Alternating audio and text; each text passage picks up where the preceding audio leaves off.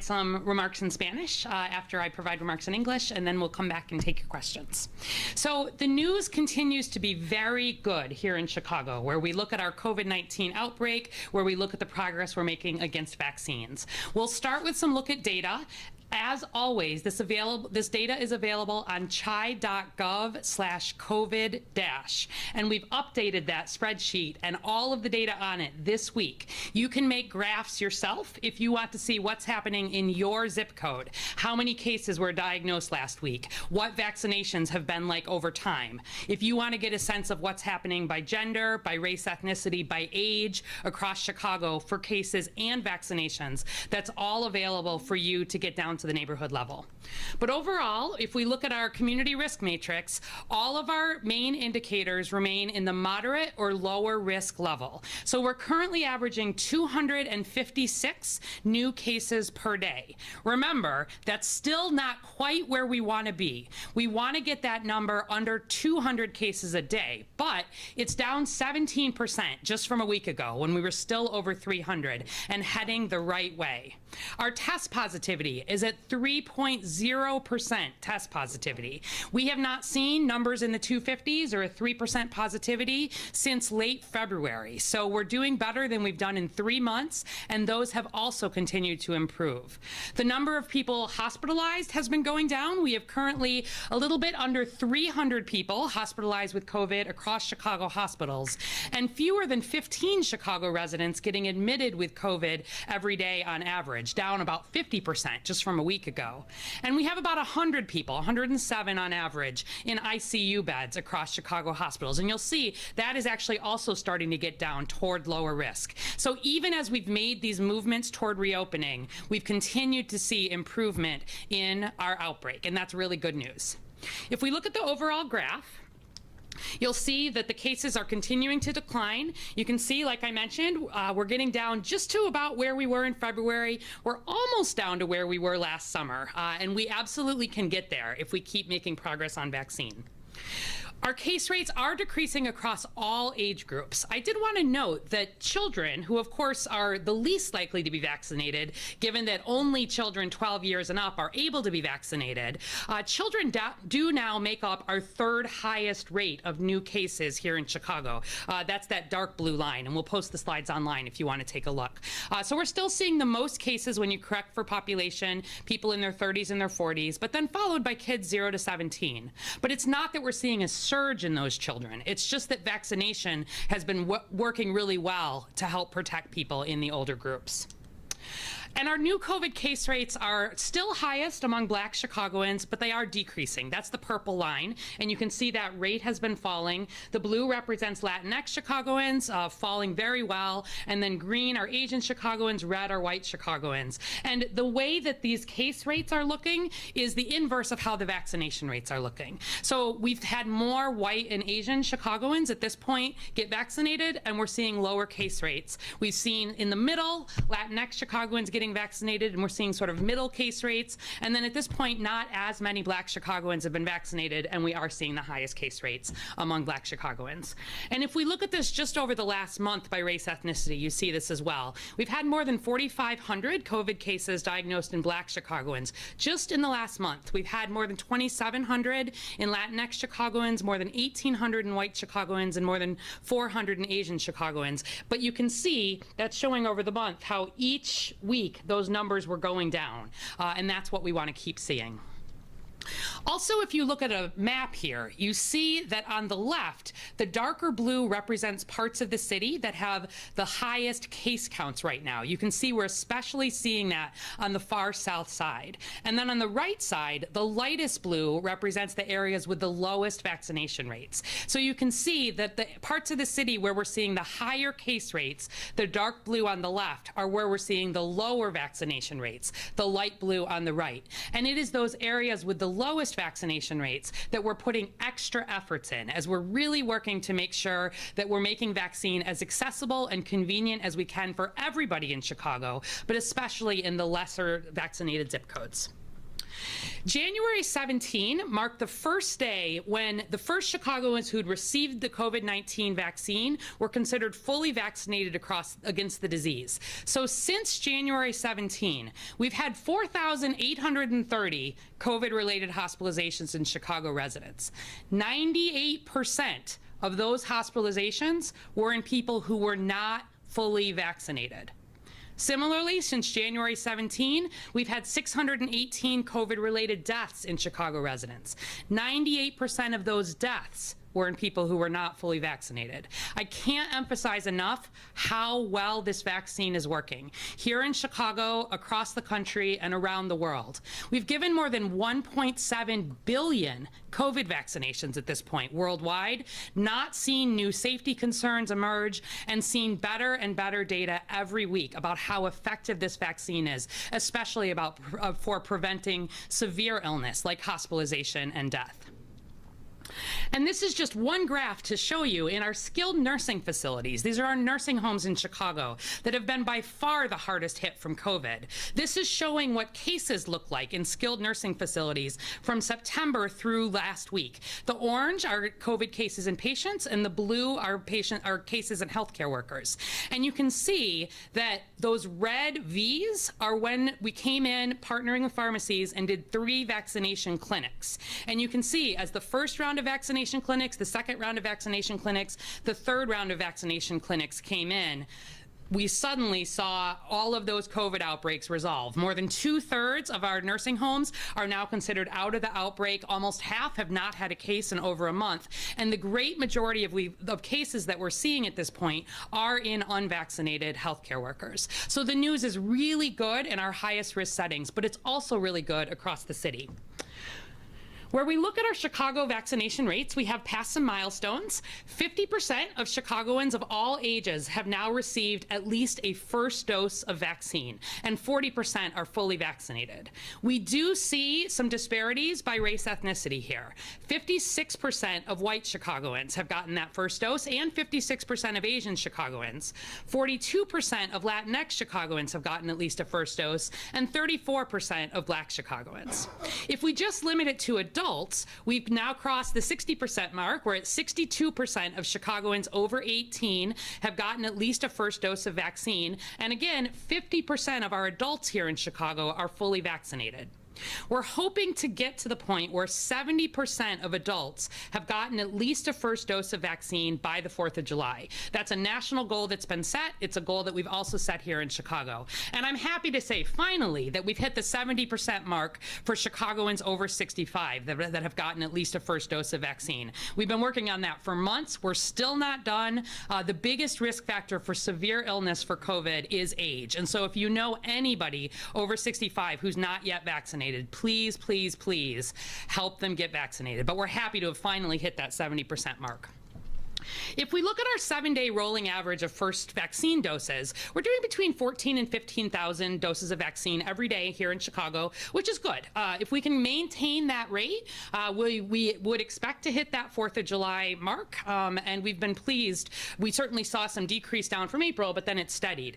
Much of this has been in children. And on this graph, what you see is between March, April, and May, again by age, that blue line is children. And so you can see that the rates of vaccine obviously were very low until April, when vaccine became, when 16 and 17-year-olds became eligible. And then you see that sharp uptick on May 13 when 12 to 15-year-olds became eligible. We vaccinated thousands of children. It's been going really well, and I highly, highly encourage you to get your kids vaccinated. So as a reminder, here in the city, vaccination is open to anybody age 12 or over. There are lots of appointments available. You can go to zocdoc.com/vaccine. You can also go to chai.gov/COVIDvax if you want to see what's near you. But also, there is no appointment needed at any city site. So you can walk in, or you can walk in to Chicago State University. You can walk in at Kennedy King, at Daly, at Wilbur Wright, at Loretto, at Apostolic Faith Church. You can also call 312-746-4835. And really, I want you to hear this number, because this is what I want to share. 312-746-4835.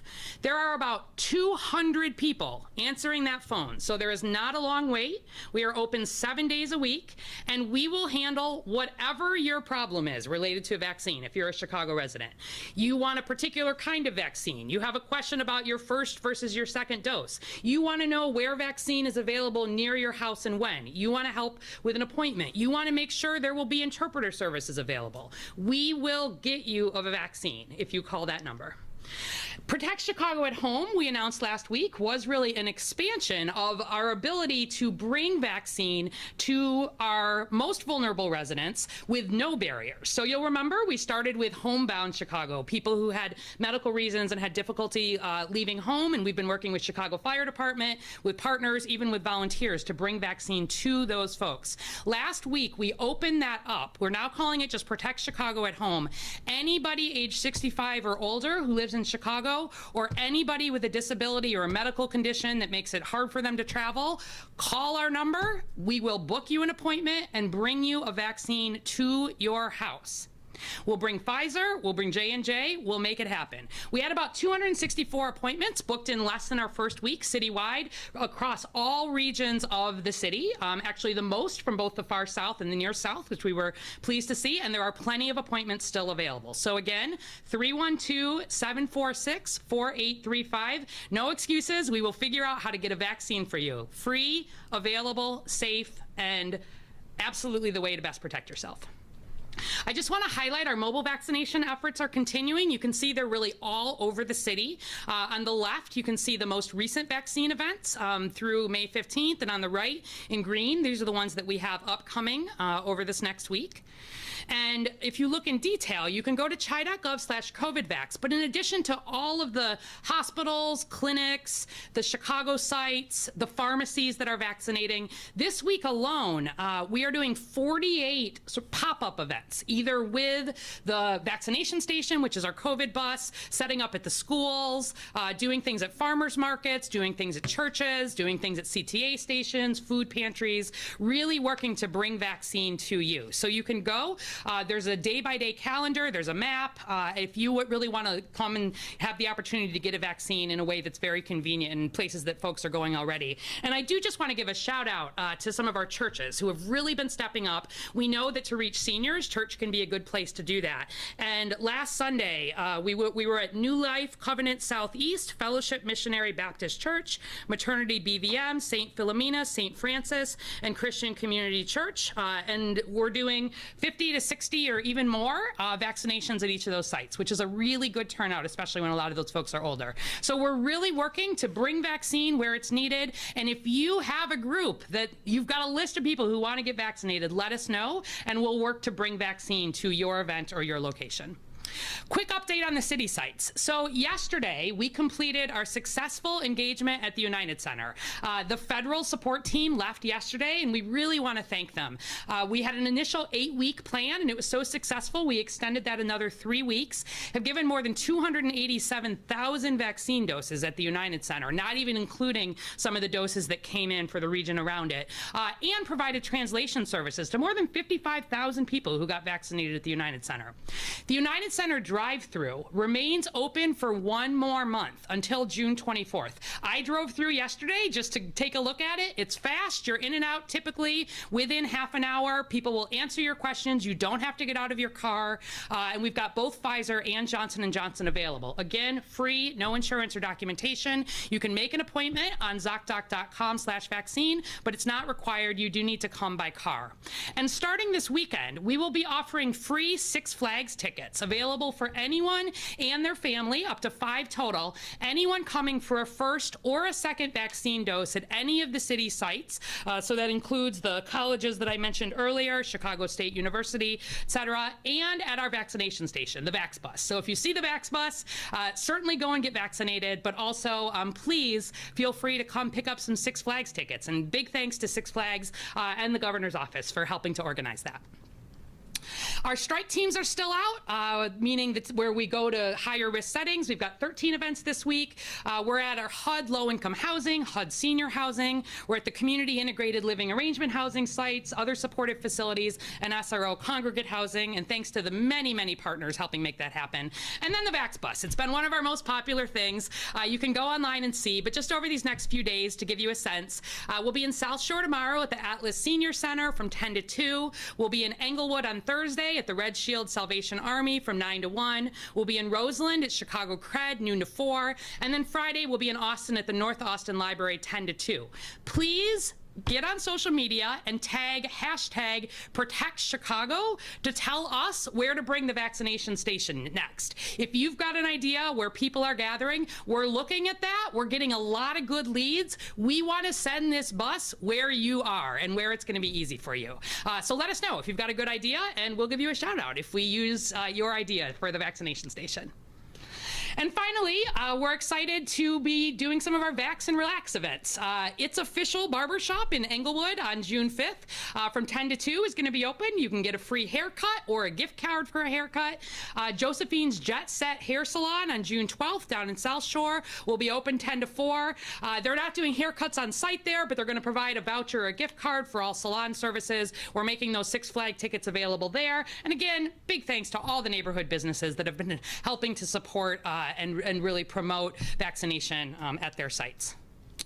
And with that, I will turn it over to Dr. Luna for some comments in Spanish and then come back. All of these efforts are part of our Protect Chicago initiative, and then Protect Chicago Plus has continued. That's where we are pushing vaccine to those under-vaccinated areas. All of these hyper-local focus are our Protect Chicago Plus efforts. So we're making good progress, and with that, I'll hand it to Dr. Luna. Thank you. Thank you, Dr. Arwady. Muy buenas tardes a todos. Yo soy la doctora Geraldine Luna, directora médica del Departamento de Salud Pública de Chicago. Y tenemos muy buenas noticias. El Departamento de Salud Pública de Chicago está organizando docenas de eventos especiales de vacunación contra el COVID-19 para toda la ciudad. Esta semana y durante el fin de semana del Día de los Caídos, o lo que se le conoce Memorial Day. 48 eventos ocurriendo, con un enfoque continuo en las comunidades donde la cantidad de vacunas sigue siendo baja. Un calendario completo de ventanas de emergentes y eventos especiales se encuentra en nuestro sitio web de la vacuna de la ciudad, chai.gov//COVIDvax. Ahí van a estar todos los eventos publicados. Anímense, son eventos familiares, lléguense en familia y vacúnense. El esfuerzo es parte de Protege a Chicago Plus, una iniciativa que inicialmente se enfocó en 15 comunidades de alta necesidad, según el índice de vulnerabilidad de la ciudad, para asegurar que una parte significativa del suministro de vacuna, en aquel momento muy limitado, fuera a las áreas de las ciudades más afectadas por el COVID-19. Como resultado del Protect Chicago Plus, desde principios de febrero hasta principios de mayo, las personas con al menos una dosis de la vacuna contra el COVID-19 de las 15 comunidades iniciales pasaron del 6% a casi 50% en vacunación, lo que fue posible en parte gracias a 124,000 dosis asignadas a las clínicas temporales de Protect Chicago Plus y en estos eventos especiales que están ocurriendo hoy en día. Además de eventos especiales, la ciudad anunció recientemente la expansión del programa de vacunación en el hogar, llamado Protect Chicago at Home. Significa protege a Chicago en su hogar. Cualquier persona de 65 años o más, o cualquier persona con discapacidad o condición médica ahora es elegible para recibir la vacuna en su casa. No tan solo usted, pero toda su familia. Estas personas pueden llamar al 312-746-4835 y repito, este número es muy importante. 312-746-4835 para programar una cita o para hacer cualquier pregunta que necesite para vacunarse, cualquier tipo de contestación de qué le queda más cerca, qué tipos de vacuna, la preferencia de su vacuna, si la quiere recibir en su hogar, Si la quiere recibir en alguno de los lugares donde las citas para recibirla en nuestras clínicas de la comunidad, toda la información que usted pueda requerir o necesitar la encuentra aquí. Más de 200 personas están contestando teléfonos 7 días de la semana. Todas las vacunas COVID-19 se ofrecen sin costo. Recuerden, no se requiere seguro ni identificación ni cita para recibir su vacuna. Para obtener más información, otra vez, visite chai.gov/COVID-Vax o llame al número 312-746-4835. Y ahora en un tono más positivo aún, 2.5 millones de personas aquí en Chicago ya han recibido la vacuna, por lo menos una de las dosis y están en una serie de 2. La cero positividad se encuentra en el nivel más bajo desde febrero. Así que vamos en buen camino y todo gracias a las personas que ya han recibido la vacuna. Los casos están en 256 por día, bajando de riesgo moderado rápidamente a riesgo bajo. Así que tenemos que seguir vacunando y protegiéndonos a nosotros y a las personas a las que amamos para poder seguir bajando esta pandemia y la cero positividad. En el intensivo tenemos 107 casos que también ha disminuido y la mortalidad ha bajado a 5 casos. Estas son todas muy buenas noticias. Desde enero 17, que nuestro primer caso de vacunado, como se recordarán, fue la doctora Marina del Río, una latina, recibió su vacuna. 4.830 casos han surgido desde ese momento de COVID-19. Y de esos 680 han muerto. Hacemos el énfasis que 98% de estos casos positivos y las muertes fueron en personas no vacunadas. 50% de los miembros de las comunidades de Chicago ya han recibido por lo menos 1%, una dosis de la vacuna en una serie de 2 o recibieron la dosis de J&J. De esos 56% son caucásicos, 56% asiáticos, 42% latinos y 34% afroamericanos. Todavía vemos disparidades. Es importante seguir esta iniciativa de vacunarse. 62% de las personas mayores de 18 años de edad en adelante ya han recibido por lo menos una dosis de la vacuna y 50% se encuentran completamente vacunados. Vamos por buen camino, pero las vacunas sobran. Todavía tenemos que seguir acercándonos y recibir esa vacuna si no la ha recibido y recíbala en familia. 70% de las personas vacunadas en Chicago tienen 65 años o más. Estamos alcanzando los niveles nacionales, que son 87%. Vamos en buen camino. Si conoce a alguien de 65 años que no ha recibido vacuna, la puede recibir hasta en su hogar. Esa persona de 65 y toda la familia. Así que anímense todos, sigamos este esfuerzo colectivo de vacunación, vacunémonos todos, protéjase así a las personas a las que ama y por ende a sus comunidades. Gracias. Thanks, Dr. Luna. Happy to take questions. Dr. Arwady, kind of a little bit off topic, but, sorry. There is a bill right now pending in Springfield, and it would give homeless shelters the same status as medical centers. They had a tough time during this pandemic. They weren't at the top of the list. They weren't considered healthcare workers. They had to wait for the vaccine. Of course, they'd like to get in on some of that federal relief as well. Where do you stand on that? Do you think that's a good idea? Do homeless shelters and organizers deserve that same status? So I have not read the details of the bill, so I'd want to do that to weigh in officially. But I can tell you that we certainly here in Chicago actually did prioritize homeless shelters very, very high in terms of all of our efforts related to COVID vaccine. It was actually right after the skilled nursing facilities, right when we started going to other senior facilities, right away there. We started with homeless shelters too. It was the very first group that we did. We also worked here in Chicago, as I think people know, with Department of Family and Support Services, All Chicago, and so many others to shield people who were experiencing homelessness. So not wait for them to get COVID, but in turn space people out, really help house people at the hotel Hotel, Lawndale Christian, and others provided a lot of that really important on-site service work to then move those folks into permanent supportive housing.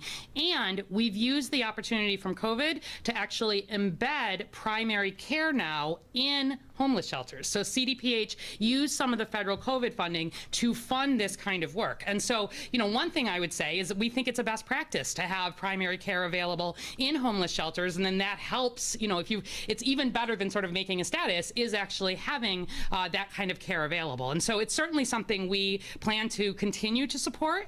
I can tell you at some of the largest shelters here in Chicago, after we've, helped support some of this, we've seen a big decrease in the number of ambulances, even the number of, police calls that are coming. People are able to get the medications, the access to mental health care, because there's been a big focus on behavioral health care at the same time. So I'll look at the details of that bill, but I would broadly say that it's important to think about the access for health care for people who are in homeless shelters, and certainly we're supportive of making sure that they can access resources. Thank you. Given that the United Center will wind down and you have all these local community efforts, what would you say is the future of mass vaccination pods in Chicago? And if they will also wind down, how come? Yeah, it's a great question. Did you say how often? If they will also wind down, how come? Okay. So this is really our natural progression when we're thinking about COVID vaccination. And interestingly, we had these plans for thinking about our pandemic response really from the beginning, and where you step all the way back to even before COVID got here. Even in those plans, you think about starting with mass vaccination or mass treatment, and then eventually moving to smaller efforts. That's how large vaccination efforts work. And so certainly the United Center has been our largest mass vaccination site by far, and that site at some points was doing 5,000, maybe even 6,000 doses in a single day. We don't have that kind of demand at this point. Typically where we're doing events, we're doing a few hundred.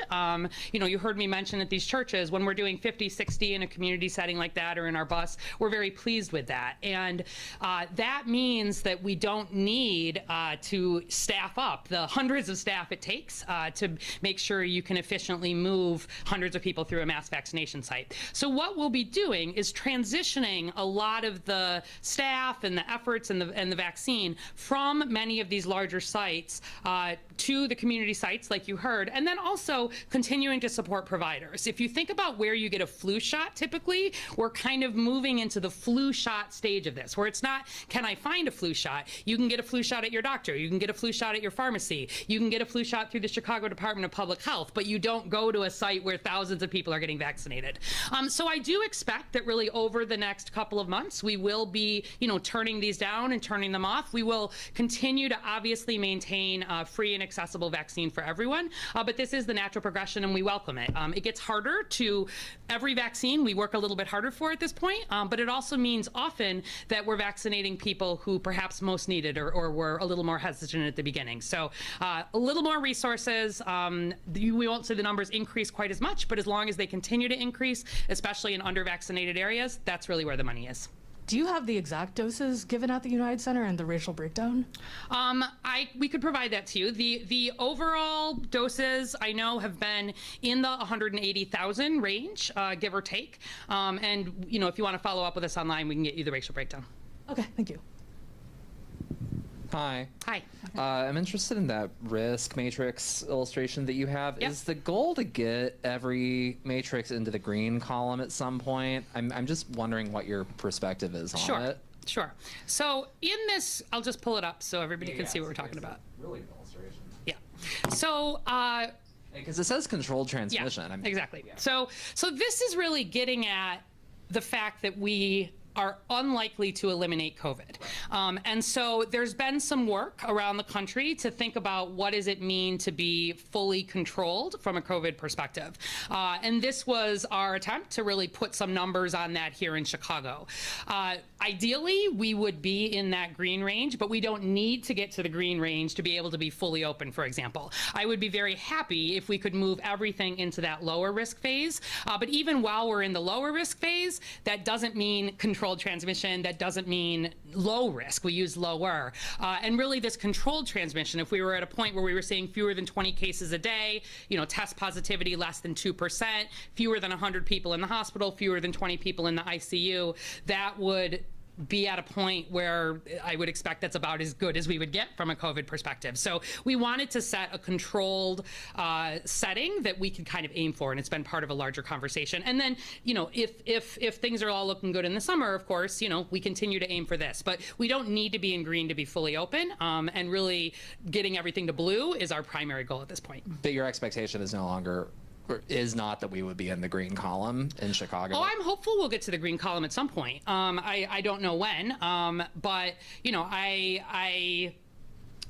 I'm hopeful that we'll get to controlled transmission. Certainly, if we get even more people vaccinated, right? And there's less and less opportunity for this to spread. Our goal is to get there. I don't know for sure if or when we will, but we felt like it was important to set, that sort of ultimate goal, because people tend to think in black and white, like there will be all COVID or there will be no COVID. And I don't think we'll get to a point where there's no COVID. But for people who are vaccinated, the risk is already low, and it will get lower and lower and lower as we move to the right there. And if we're in controlled transmission, it would be essentially zero. I've got two more questions, but just on that point, I'm curious. Have you spoken publicly about, the New York Times had that report, I think, at the beginning of the month about the fact that we're no longer thinking, or epidemiologists aren't really thinking about COVID in terms of herd immunity anymore. I'm not really sure if you've spoken about that at a podium yet or anything, but have you? I'm not sure. Yeah, sure. I feel like I speak about herd immunity a lot, but I'm happy to talk about it. So herd immunity for me is one of those things that is also not black and white. There is not a magic number that we say suddenly we go from the point that everybody is at risk of COVID to nobody is at risk of COVID. The basic idea of herd immunity or population immunity is just that there are enough people protected against COVID with the vaccine or from natural immunity that when someone gets COVID, it doesn't have anywhere to spread. So where we think about measles, for example, about 98% of our kids are vaccinated against measles. So when a case of measles pops up in Chicago, we certainly do a lot of contact tracing around it, but we almost never see it spread unless it's in a highly unvaccinated population. Like if it gets into a daycare, we see it spread very, very widely because children under 1 can't be vaccinated. So there's not one magic number. And in fact, the estimates have increased a little bit because of the emergence of variants, right? Where we started thinking, maybe a 70% vaccination range. When a virus is more contagious, it means you have to have more people protected to help protect everybody. And the idea of population immunity is that even people who are not vaccinated then would have some level of protection.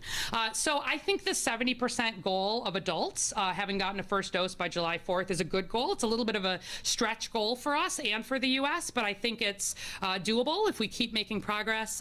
It doesn't mean, though, that will be the end of COVID, and we will certainly keep working on vaccine.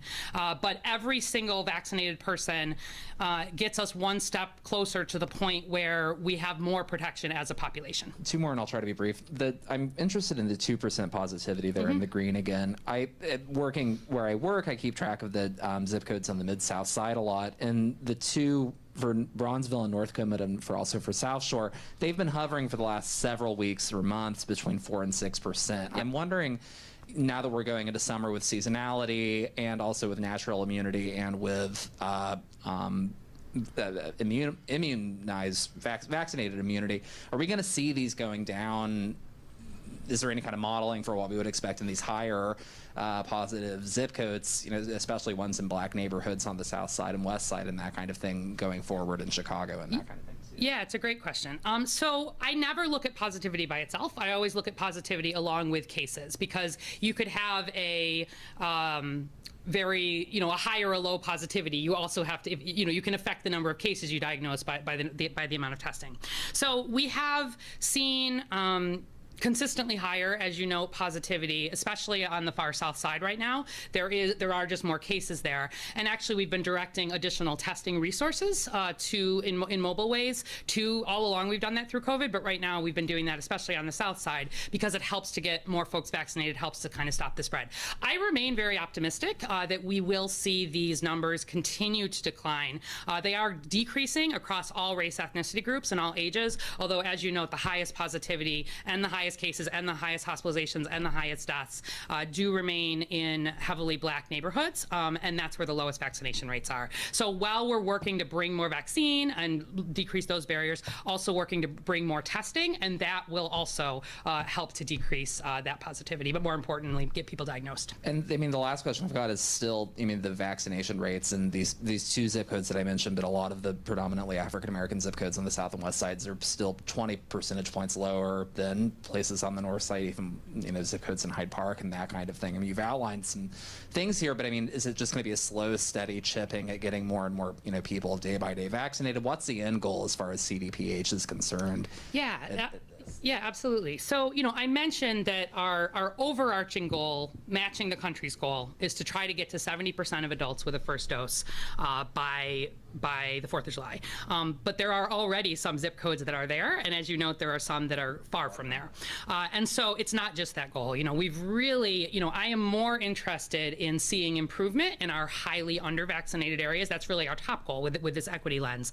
And so we are doing a lot in the least vaccinated neighborhoods. We're taking the same approach that we did with testing. Wherever we saw, you know, outbreaks surging, that's where we'd push resources. We're doing the same thing. And so, you know, we'll be talking in some more detail about this over the next couple of weeks, but we're doing efforts where we're literally knocking on all the doors in under-vaccinated areas. We're bringing the bus, we're working to bring vaccine. And, you know, when I've been out with the bus or when I've been out at some of these events and, you know, talking to the folks who come to get vaccinated, most of the time people are actually talking about convenience still. They're not talking about a lot about, you know, I was really scared to get the vaccine or I was really against it. It's more like, you know, I had to work and I couldn't get it, or I wasn't sure where to get it, or there are still some people who think you have to pay for it or you need insurance. And so I've been very encouraged when I've been out at events all around the city that there are still a whole lot of people out there who want to get vaccinated, but it's just not first on their list of things to do. So if you actually look at what's been happening week by week, 60% of our vaccines last week went to Black and Latinx residents. And we've been seeing the biggest increases in Latinx especially, but in Black residents too. And so we're at this point actually last week, you know, we vaccinated more Latinx than even white Chicagoans. And you saw, you know, the Asian Chicagoans are now actually matching the white Chicagoans, which is new. And we're making progress. That's what I can say. And really trying to do everything we can to support providers, get questions answered, you know, and raise community voices. I think these church efforts are also have the potential to be important and good, where we're actually, you know, partnering with pastors to have conversations about vaccine and then make it available on the spot. But you know, it does get slower when we get to this point, but that's to be expected. And, you know, we don't think it's good enough just to sort of get the city overall there. We want to, you know, I want to say Englewood, come up out of there. We are at, you know, we've hit some milestones there too, but we've got a ways to go. Thank you. Thank you. Anybody else? Can I ask one more? I know you don't have the exact numbers, but are you overall satisfied with the racial equity data from the United Center? Did it do its mission? Yeah, so we've been very, very pleased with the United Center, and so has the federal government. So let me take you just a quick reminder about the United Center. So when it first opened, you might remember, it was open actually to everybody in Illinois. Because this was a joint project with the federal government, the state, the city, the county. And so right from the beginning, it was open to anybody over 65 across Illinois. But we saw by far the largest number of people coming from outside Chicago, people driving a long distance. I mean, this was quite early when it was harder to get vaccine. And, you know, the federal government, FEMA, was really wanting to be focused on making sure vaccine could get to parts of the country and then parts of the cities within those spaces where there were more barriers. And they had actually set some goals of making sure people who lived in what we would call a high COVID vulnerability index got vaccinated. And so after that first data, we worked, you know, with the federal, with the state, and basically limited, you know, said we're going to actually just limit access to the United Center, you know, in the public way to Chicago residents, and then we made some available to suburban Cook residents as well. We set a little bit off for some of the areas outside Chicago, but we really turned our effort at that point to making sure that first priority went to people coming from less vaccinated zips near the United Center. And it was hugely successful in that. Like if you look at the 60608, for example, which is the area where Pilsen is, just south of the United Center, like opening up the United Center to that community got that area at that point like as vaccinated as the north side. And we saw people really, coming from across the city, including from some fairly southern parts of the city to get vaccinated. So I don't have the full numbers in front of me, but overall, I can tell you this was one of the most successful really sites in the country as far as getting vaccine into the communities where it was most needed. It's part of why it was extended.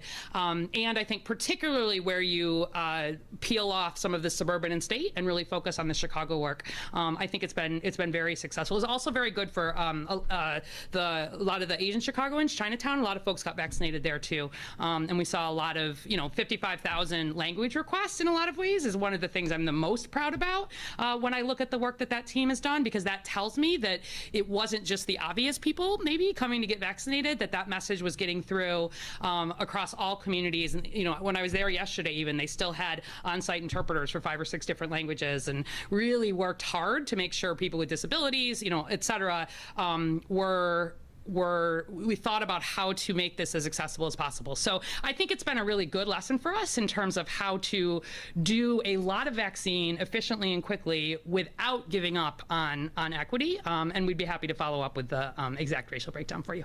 Okay. Yep. All right, thank you.